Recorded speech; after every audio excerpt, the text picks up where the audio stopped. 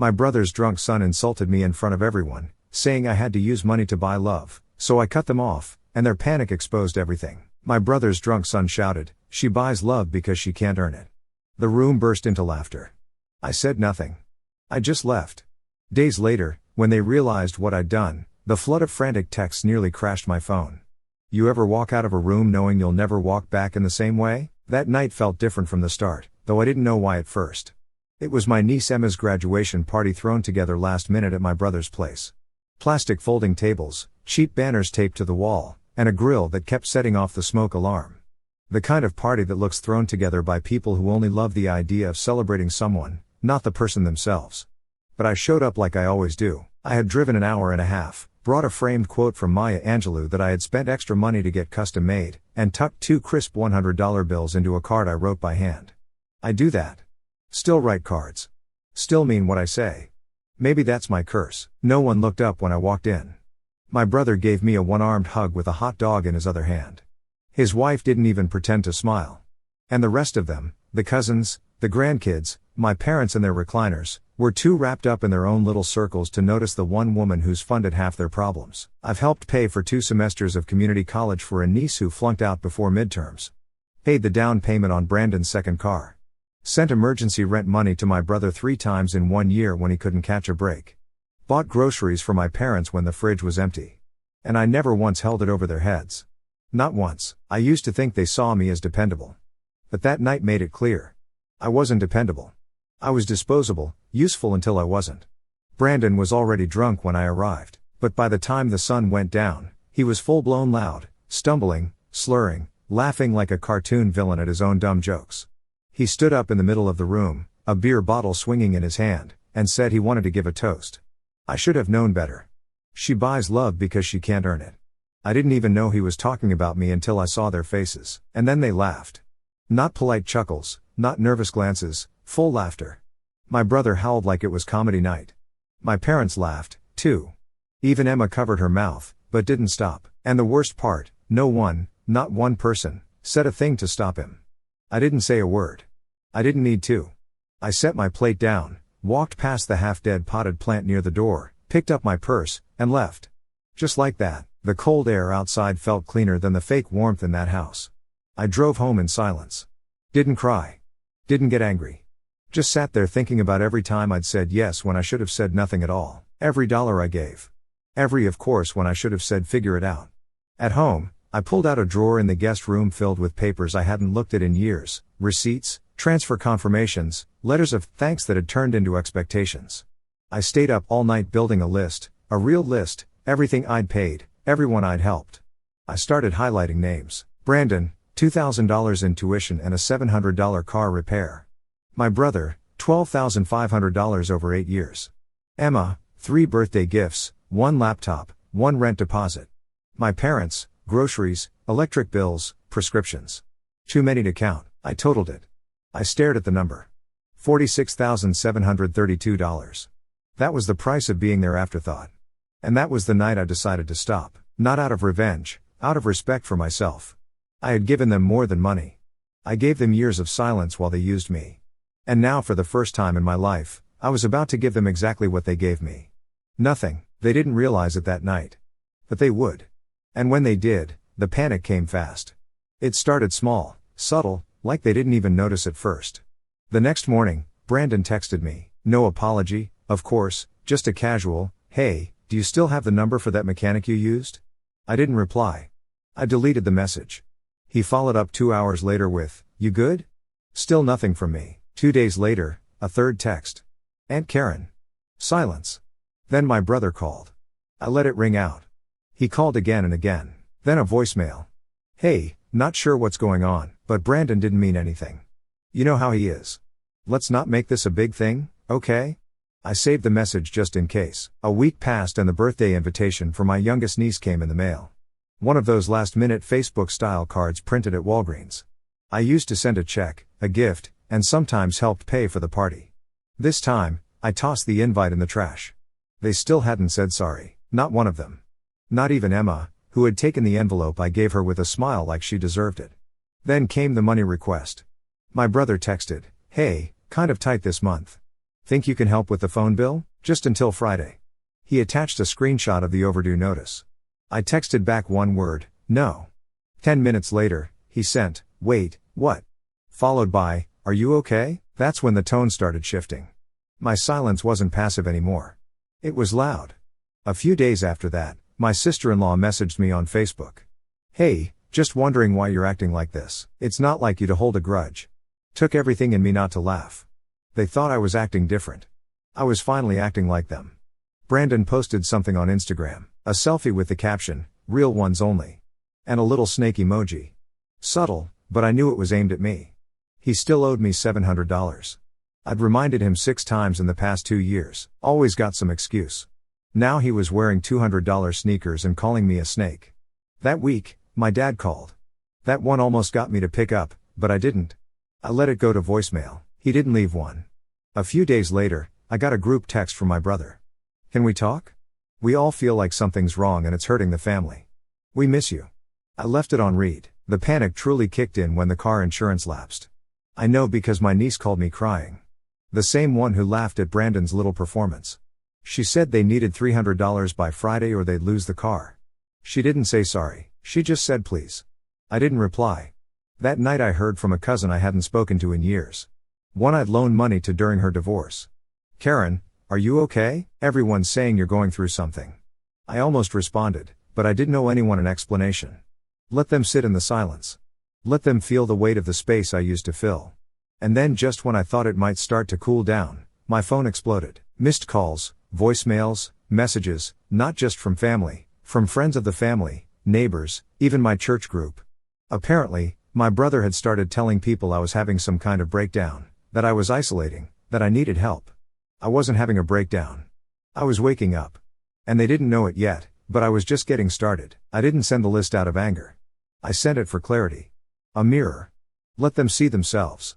I printed each one neatly. No dramatic fonts, no angry notes, just their names, dates, and exact amounts I'd given them over the years with totals at the bottom. I included interest. Not because I expected to get paid back. I never would.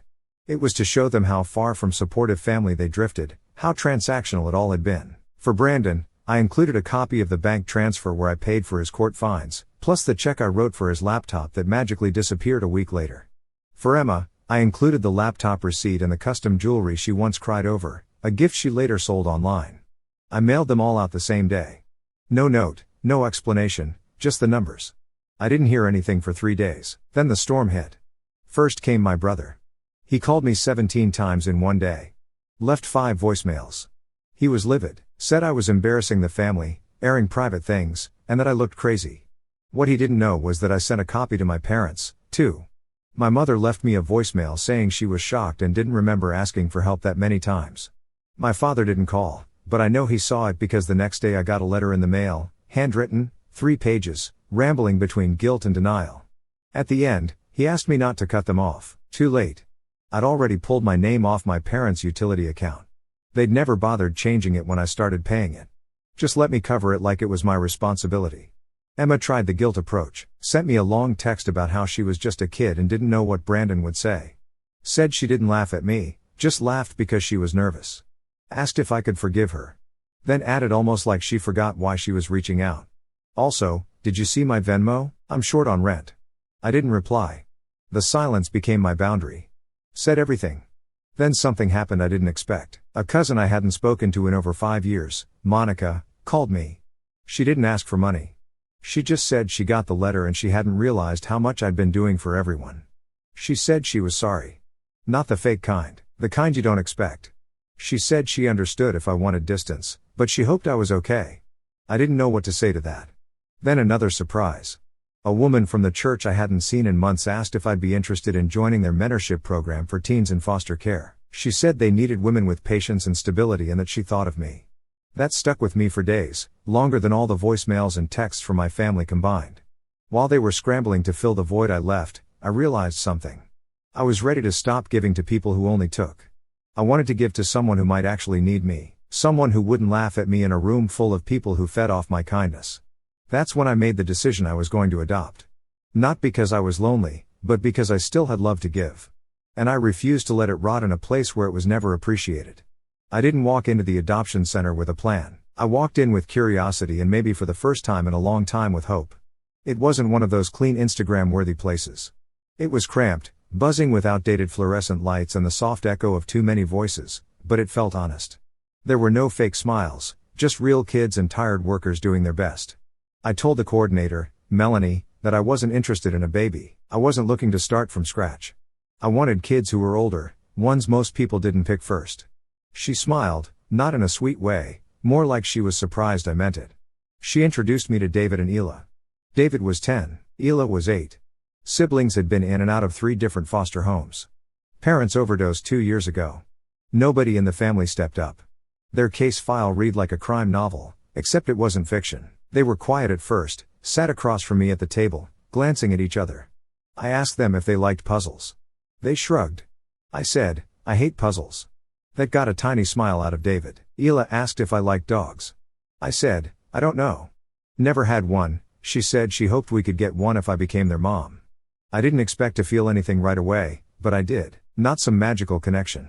It was subtler than that. Like the feeling of walking into a room that's messy but full of light. We met a few more times, always at the center, always supervised. Then one afternoon, Melanie asked if I wanted to take them for a weekend visit. It was fast, almost too fast, but I said yes. That weekend changed everything. Saturday morning, David asked if he could explore the garage. I let him. I heard tools clinking around for hours. Meanwhile, Ela followed me into the kitchen and started helping peel potatoes like she'd been doing it forever. Sunday morning, I found David in the living room with something in his hands. It was a photo of my husband. It wasn't out in the open. It had been in a locked drawer in my desk. How did you get that? I asked. He shrugged. Said he picked the lock with a bobby pin he found in the garage like it was normal. I didn't know whether to be impressed or disturbed. Then he said something that stopped me cold. He looks kind. I think he would have liked us. There was no agenda, no manipulation, just a boy who lost too much, saying what he felt. That afternoon, I called Melanie and told her I wanted to start the paperwork. I wasn't naive. I knew this would be complicated. I wasn't rich. I wasn't young. But for the first time, I felt like I wasn't just filling someone else's hole.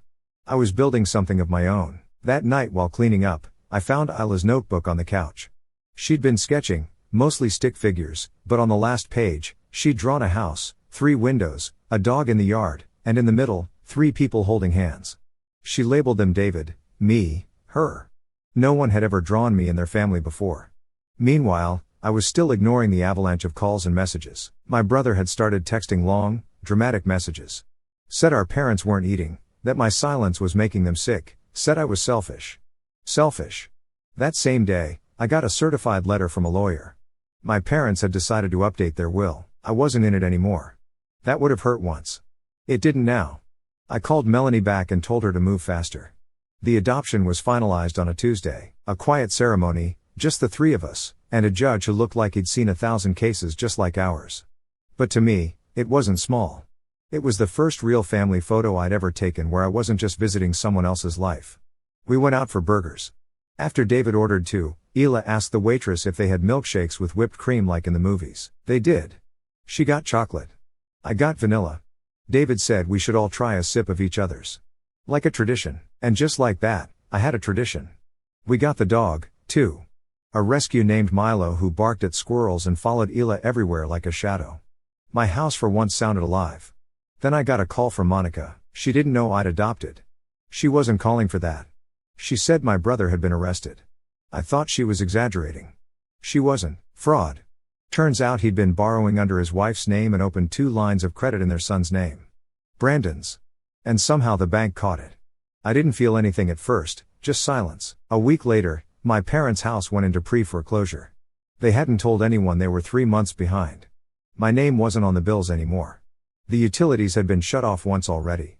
Monica said they were staying in a motel, one of those places that rents rooms by the week with no real windows. She asked if I could help, just this once. I asked if they'd apologized. She didn't answer. A week after that, I got a message from Emma. She said she saw photos of me and the kids on Facebook. Said it looked like I was replacing everyone. Said it like a punch. I didn't reply because by then something unexpected had already happened. Melanie called me again. She said 2 siblings, 6 and 4, had been removed from a dangerous situation. No relatives, no prospects. She wasn't asking. She just said, "I remembered you said you had more to give." I didn't hesitate. I said, "Bring them." They arrived late, both asleep. I had already set up the extra bedroom, not even knowing who it would be for. The little girl, Ava, curled up into my chest the second she was carried in. Her brother, Liam, just clung to David's hand like he already trusted him. That night, the four of them fell asleep in the living room. I didn't tell them to move. I just turned the TV off, covered them with blankets, and sat there for a long time. Outside, it was raining. My phone lit up with another text from my brother. I deleted it without reading. Inside, Milo snored. The kids breathed slowly, peacefully. I realized for the first time that I wasn't just surviving anymore. I was building, and the ones who used to ignore me were now watching their own lives fall apart without the woman they thought would never leave. It had been almost a year. David and Ela were settled in school. Ava had started singing to herself when she played, something her foster file said she never used to do. Liam stopped flinching when someone raised their voice. Milo had learned how to open the cabinet where the treats were kept, which drove me a little crazy, but I let him win most days. We had routines now. Saturday pancakes, family movie nights, a little chaos, a lot of love. Occasionally, in the midst of the cheerful chaos in the kitchen, pots clanging, kids arguing over who gets the last pancake, Milo barking at his own reflection in the oven door, I would suddenly pause. Everything around me would blur for a second, and a wave of profound gratitude would wash over me. This, right here, was the life I had once silently pleaded for during those long, lonely evenings. Back then, after a quiet dinner eaten alone, I would sit in the dim light of my bedroom on yet another forgotten birthday, staring at a silent phone, wishing for the warmth of a real family. Now, that warmth surrounded me every single day. It wasn't borrowed or conditional, it was truly mine, built with my own hands and heart. Then, one ordinary afternoon, the phone rang unexpectedly. My first instinct was to let it go to voicemail, as I had done so many times before. Something indefinable, perhaps a quiet intuition or a lingering thread of curiosity, urged me to pick it up this time. I answered, and on the other end was my brother.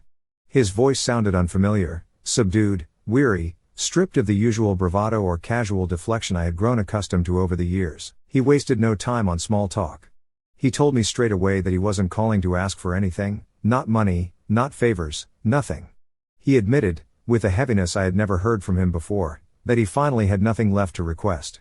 For the first time, he apologized sincerely, acknowledging that he hadn't truly appreciated everything I had done for the family until it was all irrevocably gone. He spoke of the consequences that had unfolded in my absence, how Mom had broken down in tears when the bank finally took the house, her home of decades slipping away. He mentioned Brandon, who had packed up and left without a word, cutting off communication entirely. And then, almost in a whisper, he shared that his wife was finished with the marriage, done. He repeated the word as if it still felt foreign and painful on his tongue. After a pause that felt heavy with years of unspoken truths, he said softly, "I miss my sister." Those simple words hung in the air, carrying a vulnerability I wasn't sure he was capable of. I didn't rush to fill the silence.